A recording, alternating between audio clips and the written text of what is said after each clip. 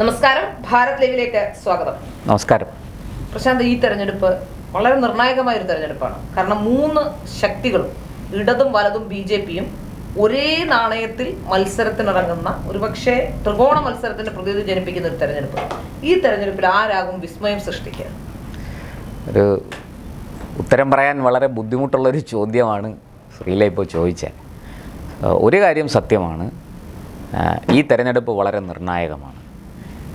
കേരള രാഷ്ട്രീയത്തിൽ ആരൊക്കെ തുടരണം, ഈ ഇരു ധ്രുവങ്ങളിലായിട്ട് നിൽക്കുന്ന കേരളത്തിലെ മുന്നണി രാഷ്ട്രീയത്തിൻ്റെ സമവാക്യങ്ങൾ ഈ തെരഞ്ഞെടുപ്പ് കഴിയുമ്പോൾ മാറി മറിയുമോ, തെറ്റുമോ?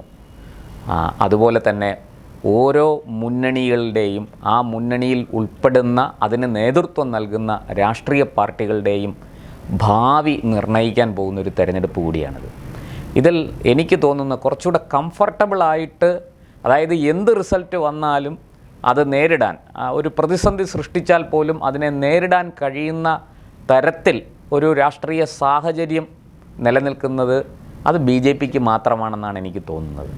ബാക്കി 2 പേർക്കും, അതായത് കോൺഗ്രസ് നേതൃത്വം നൽകുന്ന ഐക്യമുന്നണിക്ക് UDF-നും CPIM നേതൃത്വം നൽകുന്ന ഇടതുമുന്നണിക്ക് LDF-നും ഈ തെരഞ്ഞെടുപ്പ് ഒരു ഡു ഓർ ഡൈ സിറ്റുവേഷനാണ്. ഈ തെരഞ്ഞെടുപ്പിന് ശേഷം ഈ മുന്നണി സംവിധാനം ഇങ്ങനെ തന്നെ നിലനിൽക്കുമോ, ഈ പാർട്ടികൾ തുടരുമോ എന്നൊക്കെയുള്ള ചോദ്യം ഇവിടെ ഉയരുകയാണ്. അതിൽ നമുക്ക് ഈ കോൺഗ്രസിൻ്റെ കാര്യം ആദ്യം എടുക്കാം. കോൺഗ്രസിനെ സംബന്ധിച്ച് കോൺഗ്രസ് ഒരു പാൻ ഇന്ത്യൻ, ഒരു ദേശീയ തലത്തിൽ നമ്മുടെ ഏതാണ്ട് എല്ലാ സംസ്ഥാനങ്ങളിലും ഒക്കെ പ്രവർത്തനമുള്ളൊരു പാർട്ടിയാണ്. ഇപ്പോഴും അത്യാവശ്യം അവർക്ക് വോട്ടുണ്ട്. BJP-യോട് എതിർത്ത് നിൽക്കാൻ കഴിയുന്ന ഏക രാഷ്ട്രീയ പാർട്ടിയും സത്യത്തിൽ കോൺഗ്രസ് മാത്രമാണ്. ബാക്കിയുള്ളവരൊക്കെ ഇങ്ങനെ ഈ പ്രാദേശികമായിട്ട് ചില അനുരണനങ്ങൾ ഉണ്ടാക്കാമെന്ന് മാത്രമേ ഉള്ളൂ, അല്ലാതെ അവർക്കൊന്നും വലിയ കെൽപ്പൊന്നുമില്ല. ആ കോൺഗ്രസ് കേരളത്തിൽ കഴിഞ്ഞ 10 വർഷമായിട്ട് പ്രതിപക്ഷത്തിരിക്കുകയാണ്. കോൺഗ്രസ് മാത്രമല്ല, കോൺഗ്രസ്സിനൊപ്പം നിൽക്കുന്ന മുസ്ലിം ലീഗ്, കേരള കോൺഗ്രസ് തുടങ്ങിയ വിവിധ പാർട്ടികളുണ്ട്. ഇവരെല്ലാം കഴിഞ്ഞ 10 വർഷമായിട്ട് അധികാരത്തിൻ്റെ തണലില്ലാതെ പ്രതിപക്ഷത്തിരുന്ന് ഞെരിപിരി കൊള്ളുകയാണ്. കോൺഗ്രസിനെ സംബന്ധിച്ച് കേരളത്തിൽ ഇനി ഒരു തെരഞ്ഞെടുപ്പ് കൂടെ തോറ്റാൽ അത് കോൺഗ്രസിൻ്റെ നിലനിൽപ്പ് വലിയ രീതിയിൽ ചോദ്യം ചെയ്യപ്പെടും. നമുക്കറിയാം, ഇപ്പോൾ ഏറ്റവും ഒടുവിൽ ബീഹാറിൽ കോൺഗ്രസ്സിന് എന്താണ് സംഭവിച്ചതെന്നറിയാം. കോൺഗ്രസ് വലിയ രീതിയിൽ 60-70 സീറ്റുകളൊക്കെ ചോദിച്ചിട്ട് RJD കൊടുത്തില്ല. കൊടുത്ത 48 സീറ്റിൽ ജയിച്ചത് വെറും 6 സീറ്റിലാണ്. ആ 6 MLA-മാരും BJP-യിൽ പോകാൻ കച്ചമുറുക്കി ഇറങ്ങിയതാണ്. അവസാനം കോൺഗ്രസ് നേതൃത്വം, രാഹുൽ ഗാന്ധി ഉൾപ്പെടെയുള്ളവർ അവരെ കാല് പിടിച്ച് പിന്തിരിപ്പിച്ചു. അങ്ങനെ അവരൊടുവിൽ ഒരു തീരുമാനമെടുത്തു, ഞങ്ങൾ BJP-യിലേക്ക് പോകുന്നില്ല, പക്ഷേ ഞങ്ങൾ നിതീഷ് കുമാറിൻ്റെ JDU-വിനെ പിന്തുണയ്ക്കും. അതിപ്പോൾ നമ്മൾ രാജ്യസഭാ തെരഞ്ഞെടുപ്പിൽ കാണുകയും ചെയ്തു. അവർ BJP-യെ അല്ലെങ്കിൽ JDU-വിനെ പിന്തുണച്ചു എന്നുള്ളതാണ് സത്യം. അപ്പോൾ അങ്ങനെ ബീഹാറിൽ വലിയ തിരിച്ചടി നേരിട്ട്, അതിനു മുമ്പ് മഹാരാഷ്ട്രയിൽ കനത്ത തോൽവി ഏറ്റുവാങ്ങി, ഹരിയാനയിൽ ഉപ്പുവച്ച കലം പോലെ പാർട്ടി തകർന്ന്, ഇങ്ങനെ തുടർച്ച പരാജയങ്ങൾ നേരിട്ട് കൊണ്ടിരിക്കുന്ന കോൺഗ്രസ്സിന് ഒരേ ഒരു പച്ചത്തുരുത്തെന്ന് പറയുന്നത് ദക്ഷിണേന്ത്യയിലെ 2-3 സംസ്ഥാനങ്ങളാണ്. അതിലേറ്റവും പ്രധാനം കേരളമാണ്. കാരണം കർണാടകത്തിൽ ഈ പറഞ്ഞതുപോലെ BJP വേഴ്സസ് കോൺഗ്രസ് ആണ്. തെലങ്കാനയിൽ BJP ശക്തമായിട്ട് ഒരു പ്രതിപക്ഷമായി വളർന്നു കഴിഞ്ഞിരിക്കുന്നു. ആന്ധ്രയിൽ കോൺഗ്രസ്സിന് ഒരു ചലനവും സൃഷ്ടിക്കാനാകുന്നില്ല. തമിഴ്നാട്ടിലാകട്ടെ സ്റ്റാലിൻ്റെ ഔദാര്യത്തിൽ, സ്റ്റാലിൻ്റെ തണലിൽ ഇങ്ങനെ കോൺഗ്രസ് കഴിഞ്ഞുകൂടുന്നു, കഞ്ഞി കുടിച്ച് ജീവിക്കുന്നു. സമാനമാണ് CPM-ൻ്റെയും അവിടുത്തെ സ്ഥിതി. അത് മറ്റൊരു സത്യം. അവിടെ ചെല്ലുമ്പോൾ ഇവരെല്ലാം ഒറ്റക്കെട്ടാണ്. വാളയാറ് കഴിഞ്ഞാൽ പിന്നെ കൈ, അതായത് അരിവാൾ ചുറ്റിക നക്ഷത്രത്തിനെ കൈ പിടിക്കുന്ന ഒരു കാഴ്ചയാണ് നമ്മൾ കാണുന്നത്. അപ്പോൾ കേരളത്തിലേക്ക് വന്നാൽ കോൺഗ്രസ്സിന് ഈ പറഞ്ഞതുപോലെ കേരളത്തിൽ വിജയിച്ചേ മതിയാവുള്ളൂ. ഭരണത്തിൽ തിരിച്ചെത്തിയില്ലെങ്കിൽ UDF എന്ന സംവിധാനം താറുമാറാകും. മുസ്ലിം ലീഗ് എന്ത് തീരുമാനവും എടുക്കും. ഒരു പക്ഷേ LDF-ലേക്ക് പോകാം, അല്ലെങ്കിൽ ഒരു സ്വതന്ത്ര കക്ഷിയായിട്ട് നിൽക്കാം. കാരണം അവരിപ്പോൾ 27 സീറ്റിൽ മത്സരിക്കുന്നുണ്ട്. ഒരു 10-20 കൂടുതൽ സീറ്റുകളിൽ അവർ ജയിക്കാനുള്ള എല്ലാ സാഹചര്യമുണ്ട്. മാത്രമല്ല മലബാർ ദേശത്ത്, അതായത് പാലക്കാടിന് വടക്കോട്ട് വളരെ കൃത്യമായിട്ട് കോൺഗ്രസ് ജയിക്കുന്നത് ലീഗിൻ്റെ വോട്ട് കൊണ്ടാണ്. ലീഗിൻ്റെ ഇടപെടലില്ലെങ്കിൽ അല്ലെങ്കിൽ ലീഗിൻ്റെ സഹായമില്ലെങ്കിൽ മലബാറിൽ കോൺഗ്രസ്സിന് ഒന്നും ചെയ്യാൻ കഴിയില്ല. കോൺഗ്രസ് എന്ന പാർട്ടി, അതായത് നമ്മൾ പഴയകാല ആ മഹാത്മാഗാന്ധിയുടെയൊക്കെ കാലത്തുള്ള കോൺഗ്രസ് ഇന്ന് മലബാറിൽ ഇല്ല എന്ന് തന്നെ പറയാം. അതൊരു വശം. സമാനമായ അവസ്ഥ അല്ലെങ്കിൽ ഒരുപക്ഷെ അതിലും വലിയ അവസ്ഥയാണ് CPM-നെ സംബന്ധിച്ച്. ഞാൻ അതിലേക്ക് വരുന്നു. CPI-M-നെ സംബന്ധിച്ചിടത്തോളം കനലൊരു തരി കേരളത്തിൽ മാത്രമാണ്. ബംഗാളിൽ ഒരു സീറ്റ് പോലും ഇല്ല. ത്രിപുരയിൽ അഡ്രസ്സില്ല. ത്രിപുരയിലും ബംഗാളിലും ഒക്കെ CPM-ൻ്റെ ഓഫീസ്, ലോക്കൽ കമ്മിറ്റി ഓഫീസ് അടക്കം പലതും BJP-യുടെ ഓഫീസ് അല്ലെങ്കിൽ തൃണമൂൽ കോൺഗ്രസിൻ്റെ ഓഫീസൊക്കെയായി മാറിയ കാഴ്ചയാണ് നമ്മൾ കണ്ടത്. അപ്പോൾ അങ്ങനെ കേരളത്തിൽ മാത്രമായിട്ട് ഒതുങ്ങി നിൽക്കുന്ന ഒരു പ്രതിഭാസമായി Communist Party of India, Marxist അധപ്പതിച്ചിരിക്കുന്നു. അങ്ങനെ തന്നെ അത് പറയണം. ഒരു വലിയ അധപ്പതനമാണ് പാർട്ടിക്ക് നേരിട്ടിരിക്കുന്നത്. ഇവിടം കൂടി പോയാൽ, ഇവിടം കൂടി നഷ്ടപ്പെട്ടാൽ പിന്നെ ഇന്ത്യയിൽ കമ്മ്യൂണിസ്റ്റ് പാർട്ടി എന്ന് പറയുന്നത് അപ്രസക്തമായി. ഈ ദേശീയ പാർട്ടി എന്നുള്ള പദവി പോലും അവർക്ക് നഷ്ടപ്പെടും. വലിയ വെല്ലുവിളിയാണ് പാർട്ടി നേരിടുന്നത്. അത് പാർട്ടി എന്നുള്ള നിലയ്ക്ക് അങ്ങനെയാണെങ്കിൽ ആ പാർട്ടിയെ നയിക്കുന്ന ഇപ്പോഴത്തെ കേരളത്തിൻ്റെ മുഖ്യമന്ത്രി ശ്രീ പിണറായി വിജയൻ, അദ്ദേഹത്തിനെ സംബന്ധിച്ച് ഈ തെരഞ്ഞെടുപ്പ് ജയിച്ചേ മതിയാവും. അദ്ദേഹത്തിൻ്റെ ഭാവി നിർണ്ണയിക്കുന്നത്, അദ്ദേഹത്തിൻ്റെ കുടുംബത്തിൻ്റെ ഭാവി നിർണ്ണയിക്കുന്നത് ഒക്കെ ഈ തെരഞ്ഞെടുപ്പാണ്. ഈ തെരഞ്ഞെടുപ്പിൽ തോറ്റാൽ അത് അദ്ദേഹത്തെ മാത്രമല്ല അദ്ദേഹത്തിൻ്റെ കുടുംബാംഗങ്ങളെ പോലും ബാധിക്കും എന്ന് ഏതാണ്ട് ഉറപ്പാണ്. കാരണം അത്രയേറെ നിയമ പ്രശ്നങ്ങൾ അദ്ദേഹവും അദ്ദേഹത്തിൻ്റെ കുടുംബാംഗങ്ങളും നേരിടുന്നുണ്ട്. പാർട്ടിയെ സംബന്ധിച്ചിടത്തോളം ഒരു സാധാരണഗതിയിൽ ഒരു കേഡർ സംവിധാനമുള്ള ഒരു രാഷ്ട്രീയ പാർട്ടിയിൽ നിന്ന് പെട്ടെന്ന് ആൾക്കാർ ഇങ്ങനെ വിട്ടുപോയില്ല. ഇപ്പോഴത്തെ തെരഞ്ഞെടുപ്പ് വന്ന സമയത്ത് നിരവധി പേർ, പ്രത്യേകിച്ച് MLA-മാരായിരുന്നവരൊക്കെ അവിടെ നിന്നും മാറി BJP-യിലേക്ക് വരുന്ന സാഹചര്യം ഉണ്ടാകുന്നു. അണികളിൽ പലരും അസ്വസ്ഥരാണ്. ഒരുപക്ഷെ ഈ തെരഞ്ഞെടുപ്പ് കഴിഞ്ഞാൽ കൂടുതൽ പേർ BJP-യിലേക്ക് ചേക്കേറാനുള്ള സാധ്യതയുണ്ട്. അതായത് ഒരു കേഡർ പാർട്ടി, ശ്രീല പറഞ്ഞത് ശരിയാണ്, ഒരു കേഡർ പാർട്ടിയിൽ നിന്ന് പെട്ടെന്നൊന്നും ആൾ കൊഴിഞ്ഞു പോകില്ല. കാരണം അതിൻ്റെ ആ സംഘടനാ സംവിധാനം അത്ര ശക്തമാണ്. പക്ഷേ കൊഴിഞ്ഞു പോകാൻ തുടങ്ങിയ ചീട്ടുകൊട്ടാരം പോലെ തകരും, ആടപടലം തകരും. അതാണ് നമ്മൾ കണ്ടിട്ടുള്ളത്. നമുക്കറിയാം USSR-ൻ്റെ കഥ നമുക്കറിയാമല്ലോ. ഞാൻ അതിൻ്റെ വിശദാംശങ്ങളിലേക്ക് പോകുന്നില്ല. ഒരു രാത്രി ഇരുട്ടി വെളുത്തപ്പോൾ USSR എന്നുള്ള രാജ്യം ഇല്ലാതാകുകയും പല കഷ്ണങ്ങളായി മാറുകയും ചെയ്തു. സത്യത്തിൽ അവിടെ കഷ്ണങ്ങളായിട്ട് മാറിയത് കമ്മ്യൂണിസ്റ്റ് പാർട്ടിയാണ്. റഷ്യൻ സോവിയറ്റ് കമ്മ്യൂണിസ്റ്റ് പാർട്ടിയാണ് അവിടെ അടപടലം തകർന്നത്. ആ അവസ്ഥ ഇന്ത്യയിൽ സംഭവിച്ചു കഴിഞ്ഞിരിക്കുന്നു. പക്ഷേ ഇന്ത്യൻ ജനാധിപത്യത്തിൻ്റെ ഒരു മനോഹാരിത കൊണ്ടും ആ ജനാധിപത്യത്തിൻ്റെ പ്രത്യേകമായ സ്വഭാവ സവിശേഷതകൾ കൊണ്ടും നമുക്കതങ്ങനെ ഫീൽ ചെയ്യുന്നില്ല. സത്യത്തിൽ നിങ്ങൾ ബംഗാളിലൊന്ന് ആലോചിച്ച് നോക്കിയേ. പാർട്ടി അവിടെ തൃണമൂലിൻ്റെ അടി കൊള്ളാതിരിക്കാൻ BJP ഓഫീസിലേക്ക് ഓടിക്കയറുന്ന കാഴ്ചയാണ് ബംഗാളിൽ നമ്മൾ കണ്ടുകൊണ്ടിരിക്കുന്നത്. ത്രിപുരയിൽ ഈ നേരത്തെ പറഞ്ഞ പോലെയാണ്, ഏതാണ്ട് ഒരു രാത്രി ഇരുട്ടി വെളുത്തപ്പോഴത്തേക്കും ചുവപ്പ് നരച്ച് കാവിയായ കാഴ്ചയാണ് കണ്ടത്. കേരളത്തിലും ഇപ്പോൾ, അതായത് മുമ്പെങ്ങുമില്ലാത്ത ഈ ഒരു പ്രതിഭാസം കമ്മ്യൂണിസ്റ്റ് പാർട്ടി വിട്ട്, മുമ്പ് നമുക്കറിയാം ചിലരൊക്കെ അപൂർവമായിട്ട് പാർട്ടി വിട്ട് UDF-ലോ കോൺഗ്രസ്സിലോ പോയ അത് നമ്മൾ കണ്ടിട്ടുണ്ട്. CPI-M വിട്ട് CPI-യിൽ ചേർന്ന സംഭവങ്ങളും നമുക്കറിയാം. ഇപ്പോൾ നേരെ തിരിച്ചാണ്. CPI-M-ൽ നിന്നും CPI-യിൽ നിന്നും ആൾക്കാർ കോൺഗ്രസ്സിലേക്കല്ല പോകുന്നത്, BJP-യിലേക്കാണ് പോകുന്നത്. കമ്മ്യൂണിസ്റ്റ് പാർട്ടി ഏറ്റവും കൂടുതൽ ഭയപ്പെടേണ്ടത് അതാണ്. കാരണം ഒരു കേഡർ പാർട്ടിയിൽ പ്രവർത്തിച്ച ഒരാളിന് മറ്റൊരു കേഡർ പാർട്ടിയിലേക്ക് ആണ് പോകുന്നത്. അത് വലിയ അപകടമാണ്. ഇവിടെ ഇത് നേരത്തെ ഞാൻ പറഞ്ഞതുപോലെ ഉപ്പുവെച്ച കലം പോലെ ഇത് ആയിത്തീരും. അത് കോൺഗ്രസ് എന്ന് പറഞ്ഞാൽ ഒരു ആൾക്കൂട്ടമാണ്, ഒരു കേഡർ സംവിധാനം അല്ലാത്തതുകൊണ്ട് ഇതിങ്ങനെ പൊളിഞ്ഞു പോയാലും പെട്ടെന്ന് തന്നെ ഇത് അസംബിൾ ചെയ്തില്ല, മറ്റേ നമ്മൾ ചുവരിലേക്ക് പന്തെറിഞ്ഞ പോലെയാണ്. അവിടെ ചെന്ന് കൊണ്ടിട്ട് ഇതിങ്ങ് തിരിച്ചു വരും എന്ന് പറയുന്ന പോലെ ഇത് എങ്ങനെയെങ്കിലുമൊക്കെ. ഇന്ത്യയിലെ ഏറ്റവും വലിയ വിസ്മയം ഏതെന്ന് ചോദിച്ചാൽ രാഹുൽ ഗാന്ധി നയിക്കുന്ന കോൺഗ്രസ് തന്നെയാണ്, ഒരു സംശയമില്ല.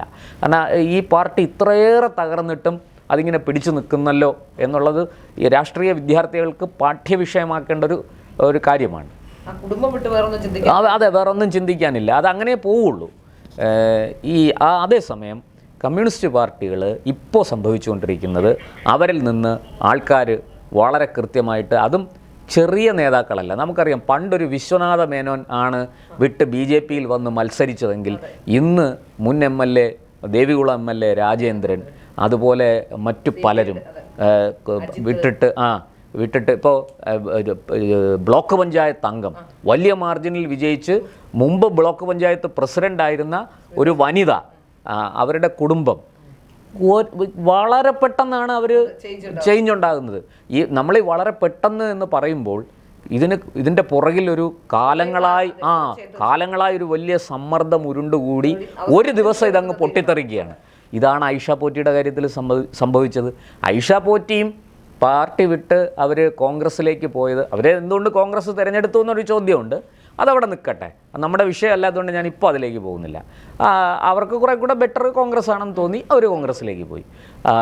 പക്ഷെ അവിടെയും സംഭവിച്ചത് ഇതാണ്. ജി സുധാകരൻ ഈ വൈകിയ വേളയിൽ, അതായത് ഇനിയൊരു അംഗത്തിന് ബാല്യമുണ്ടോ എന്ന ചോദ്യം സുധാകരന് നേരെ ഉയരുമ്പോൾ തന്നെ സുധാകരൻ എന്തുകൊണ്ട് പാർട്ടി വിട്ടു എന്ന് ചോദിച്ചാൽ കൃത്യമായിട്ടും സമ്മർദ്ദം അദ്ദേഹത്തിന് ഉണ്ട്. ഇത്രയും കാലം ജീവവായു പോലെ കൊണ്ടു നടന്ന പാർട്ടി അവഗണിക്കുകയും പുച്ഛിക്കുകയും പരിഹസിക്കുകയും ചെയ്യുമ്പോൾ അതൊരു പൊട്ടിത്തെറിയിൽ കലാശിക്കും എന്ന് തീർച്ചയാണ്. മാത്രമല്ല ഇതിൻ്റെ കൂട്ടത്തിൽ അഴിമതി, സ്വജനപക്ഷപാതം, ഈ പറഞ്ഞതുപോലെ ഫാസിസം, അത് തന്നെ പറയണം. അതായത് പാർട്ടി പറയുന്നു, നേതാവ് പറയുന്നു, അനുസരിച്ചോണം, കൂടെ നിന്നാൽ എന്ത് വൃത്തികേടും ചെയ്യാം, ഒപ്പമില്ലെങ്കിൽ നീ എന്ത് നല്ലത് ചെയ്താലും നിന്നെ എന്താ പറയേണ്ട തീർക്കും. TP ചന്ദ്രശേഖരൻ്റെ ചരിത്രം നമുക്കറിയാം. അതാണ് കണ്ണൂരിൽ കൂടെ നിന്നപ്പോൾ സംരക്ഷിക്കുകയും പിന്നീട് ഇപ്പോൾ സ്ത്രീ വിരുദ്ധനായി. PK ശശി പണ്ട് PK ശശി വളരെ വേണ്ടപ്പെട്ട ആളായിരുന്നു. പിന്നെ മൃദുവായ തീവ്രത കുറഞ്ഞ പീഡനത്തിൻ്റെ ആളാണ്. ഇതൊക്കെയാണ് അന്ന് ശശിയെ രക്ഷിക്കാൻ വേണ്ടി പറഞ്ഞത്. പക്ഷെ ഇന്ന് ശശി പാർട്ടിക്കെതിരെ തിരിഞ്ഞതും അല്ലെങ്കിൽ നേതാക്കൾക്കെതിരെ തിരിഞ്ഞതും വൃത്തികെട്ടവനാണ്, പിന്നെ ഓഫീസിലേക്ക് ആർക്കും ചെല്ലാൻ കഴിയില്ല, എല്ലാ കുറ്റങ്ങളും ശശിക്ക് മേൽ ചാർത്തി. ഇപ്പോൾ കുഞ്ഞികൃഷ്ണൻ്റെ കാര്യമെടുത്താൽ, ഗോവിന്ദൻ്റെ കാര്യമെടുത്താൽ, ഇവിടെ എല്ലാം ഈ പാർട്ടിയിലെ തെറ്റായ പ്രവണതകളെ അവർ ചോദ്യം ചെയ്തു എന്നുള്ളതാണ് അവർ ചെയ്ത തെറ്റ്. അതിനാണ് അവരിപ്പോൾ ശിക്ഷിക്കപ്പെട്ടുകൊണ്ടിരിക്കുന്നത്, വേട്ടയാടപ്പെട്ടുകൊണ്ടിരിക്കുന്നത്.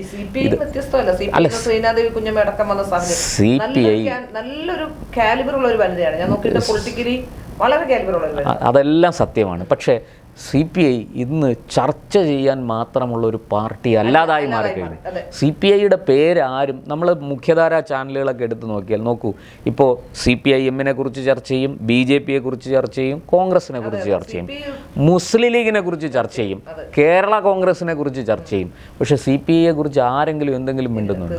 കാരണം ആ പാർട്ടി ഇന്ന് അതിന് യാതൊരു പ്രസക്തിയുമില്ല എന്ന് കേരളത്തിലെ മാധ്യമങ്ങൾക്കും മാധ്യമപ്രവർത്തകർക്കും ജനങ്ങൾക്കും വോട്ടർമാർക്കും മനസ്സിലായി. ഇത് ഈ CPM-ൻ്റെ തണലിൽ ഇങ്ങനെ നിൽക്കുകയാണ്. CPM ഞങ്ങളൊരു എന്താ പറയുക ഫാസിസ്റ്റ് കക്ഷിയല്ല, പല സംഘടനകളെ പാർട്ടികളെ കൂട്ടി മുന്നോട്ട് പോകുന്ന ഒരു മുന്നണി സംവിധാനമാണ്.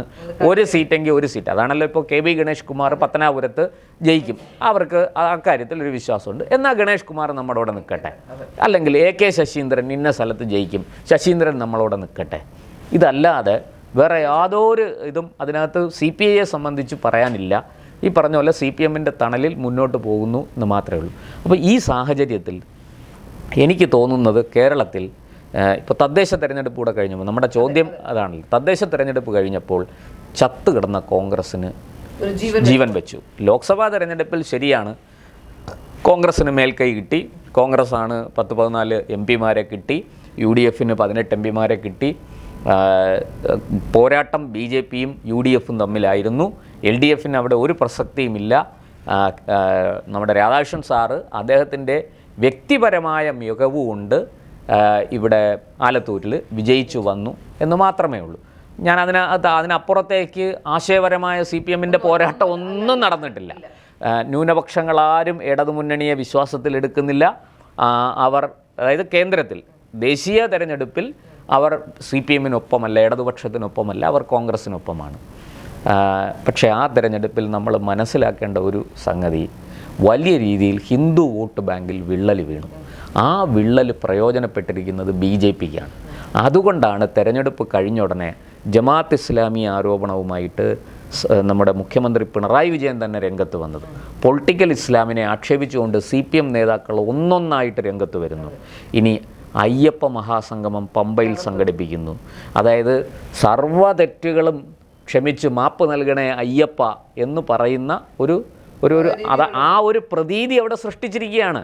അതായത് ജനങ്ങളെ മുന്നിൽ, വോട്ടർമാരുടെ മുന്നിൽ നഷ്ടപ്പെട്ട ഈ ഹിന്ദു വോട്ട് കൃത്യമായിട്ട് പറയാം, ഈഴവാദി പിന്നാക്ക വിഭാഗങ്ങളുടെ വോട്ട് അത് BJPയിലേക്ക് പോകുന്നു. അതാണ് CPMന് ഏറ്റവും വലിയ വെല്ലുവിളി. അവിടെ CPM വളരെ കൃത്യമായിട്ട് സമസ്താപരാധങ്ങളും പറഞ്ഞ് മാപ്പ് ചോദിക്കുന്ന ഒന്നാണ്. ഇപ്പോഴിതാ ദേവസ്വം ബോർഡിനെ കൊണ്ട് സത്യവാങ്മൂലം മാറ്റിക്കൊടുത്തു. ഇത് അവിടെ ലിംഗസമത്വമൊക്കെ ഉണ്ട്, സ്ത്രീ വിവേചനമില്ല, പക്ഷേ യുവതീ പ്രവേശനത്തിന് അവിടെ കാലങ്ങളായിട്ട് അതിൻ്റെ പാരമ്പര്യമാണ്, ആചാരമാണ്, അനുഷ്ഠാനമാണ്. വേണേൽ പണ്ഡിതന്മാരോട് ചോദിക്കാം, നമുക്കതിനെക്കുറിച്ചൊരു സംവാദം തന്നെ വെക്കാം, ചർച്ച നടത്താം. അങ്ങനെ അടപടലം മുട്ടുകുത്തി നിലപാട് തിരുത്തി. എന്തുകൊണ്ട്? ഇതാണ് വിഷയം. ഹിന്ദു വോട്ട് ബാങ്കിൽ വലിയ വിള്ളൽ വീണിരിക്കുന്നു. കേരളത്തിലെ ഏറ്റവും വലിയ ഹിന്ദു വോട്ട് ബാങ്കുള്ള പാർട്ടി CPIM ആണ്, BJP അല്ല. അത് പൊളിയാൻ തുടങ്ങിയിരിക്കുന്നു എന്ന തിരിച്ചറിവാണ് പാർട്ടിയെ കൊണ്ട്. വോട്ട് ബാങ്കിനെ പറ്റി നമ്മൾ പറയുമ്പോഴേ ഈ ന്യൂനപക്ഷങ്ങളുടെയും നേരത്തെയൊക്കെ ന്യൂനപക്ഷങ്ങൾക്ക് ഭയങ്കര പേടിയായിരുന്നു BJP. പക്ഷേ ഇപ്പോൾ ന്യൂനപക്ഷങ്ങൾ കൂടുതലായി BJPയിലേക്ക് വരുന്നുണ്ട്. അപ്പോൾ ഈ ഇടതുപക്ഷത്തിനോ അല്ലെങ്കിൽ വലതുപക്ഷത്തിനോ അവകാശപ്പെടാൻ കഴിയാത്ത രീതിയിൽ അല്ലെങ്കിൽ അവരുടെ നെറേറ്റീവുകളെ പൊളിച്ചുകൊണ്ട് ഇപ്പോൾ ന്യൂനപക്ഷങ്ങൾ BJPയോട് അടുക്കുന്നുണ്ട്. അതുകൂടിയാകുമ്പോൾ BJPക്ക് ഭരണത്തിലെത്താൻ അല്ലെങ്കിൽ ഇപ്പോൾ ഈ വരുന്ന തെരഞ്ഞെടുപ്പിൽ ഭരണത്തിലെത്തുമെന്ന് ഞാൻ പറയുന്നില്ല, പക്ഷേ ഈ വരുന്ന തെരഞ്ഞെടുപ്പിൽ നില മെച്ചപ്പെടുത്താൻ കഴിയില്ല. നമുക്ക് തെരഞ്ഞെടുപ്പിൻ്റെ ഫലം വരാതെ ഈ കാര്യത്തെക്കുറിച്ച് വ്യക്തമായിട്ട് പറയാൻ കഴിയില്ല. കാരണം തദ്ദേശ തെരഞ്ഞെടുപ്പിൽ അങ്ങനൊരു പ്രതീക്ഷ BJPക്ക് ഉണ്ടായിരുന്നു. ആ പ്രതീക്ഷ വേണ്ടത്ര എന്നല്ല, ഒരു ചെറിയ ശതമാനം പോലും നിറവേറ്റപ്പെട്ടിട്ടില്ല. ഉദാഹരണത്തിന് മുനമ്പം വിഷയത്തിൽ ഏറ്റവും ശക്തമായിട്ട് സമരരംഗത്ത് നിന്നത് BJPയും ഹിന്ദു സംഘടനകളുമാണ്. ഞാൻ പറയുന്നത് ഹിന്ദു ഐക്യവേദി ഉൾപ്പെടെയുള്ളവർ അവിടെ സമരത്തിനിറങ്ങി. ഈ ക്രിസ്ത്യൻ വിഭാഗവുമായിട്ട്, ക്രിസ്ത്യൻ സംഘടനകളുമായിട്ട് ചേർന്ന് സമരത്തിനിറങ്ങി. പക്ഷേ അവിടെ തദ്ദേശ തെരഞ്ഞെടുപ്പ് കഴിഞ്ഞപ്പോൾ BJPക്ക് മുനമ്പം പഞ്ചായത്തിൽ 2 വാർഡിലേ ജയിക്കാൻ കഴിഞ്ഞുള്ളൂ. ബാക്കിയെല്ലാം ജയിച്ചത് മണ്ണും ചാരി നിന്നവൻ പെണ്ണും കൊണ്ടുപോയി എന്ന് പറയുന്ന പോലെ കോൺഗ്രസ് ആണ്, UDF ആണ് ജയിച്ചത്. ശബരിമല സമരത്തിന് ശേഷവും ശബരിമല അതെ അത് അങ്ങനെ തന്നെയാണ് സംഭവിച്ചത്. അത് ഇവിടെയും സംഭവിച്ചിരിക്കുന്നു. അതെന്തുകൊണ്ടെന്ന് BJP ആണ് പരിശോധിക്കേണ്ടത്. ഇപ്പം BJPയുമായി ബന്ധപ്പെട്ട ആ വിഷയം ചർച്ച ചെയ്യുമ്പോൾ അതിൻ്റെ കാര്യകാരണങ്ങളിലേക്ക് നമുക്ക് കടക്കാം. നിരവധി കാരണങ്ങളുണ്ട്.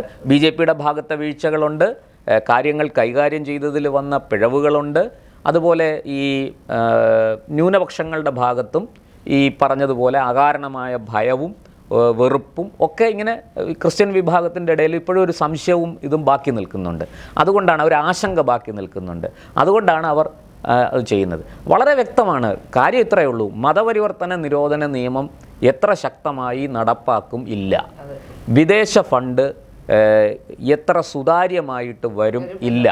ഈ 2 കാര്യങ്ങളിൽ കൃത്യമായ നിലപാടുണ്ടായാൽ ഈ പറഞ്ഞതുപോലെ ഈ പ്രശ്നം പരിഹരിക്കപ്പെടും. ഒന്നുകിൽ ആ വോട്ട് BJPക്ക് കിട്ടും, അല്ലെങ്കിൽ ആ വോട്ട് BJPക്ക് കിട്ടില്ല. ഇതിപ്പോൾ ഒരു സംശയത്തിലും ആശങ്കയിലും ഒക്കെ നിൽക്കുകയാണ്. BJP പ്രതീക്ഷിക്കുന്നു, ഇത് കിട്ടുന്നില്ല, വീണ്ടും പ്രതീക്ഷിക്കുന്നു, അതിനു വേണ്ടിയിട്ട് പല നടപടികൾ സ്വീകരിക്കുന്നു, പക്ഷെ അത് വേണ്ടത്ര വിജയിക്കുന്നില്ല. ഞാൻ പറഞ്ഞു വന്നത്, അപ്പോൾ അങ്ങനെ ഈ തദ്ദേശ തെരഞ്ഞെടുപ്പ് കഴിഞ്ഞപ്പോൾ UDFന് ശക്തമായ മേൽക്കൈയുണ്ട്. ഉദാഹരണത്തിന് മലബാർ, അതുപോലെ മധ്യ കേരളം, ഇവിടെ 2ഇടത്തും ഈ മുസ്ലിം ക്രിസ്ത്യൻ വോട്ട് നിർണായക ഘടകമാണ്. അവർ ഇക്കുറി സഹായിച്ചത് UDFനെയാണ്, LDFനെ അല്ല.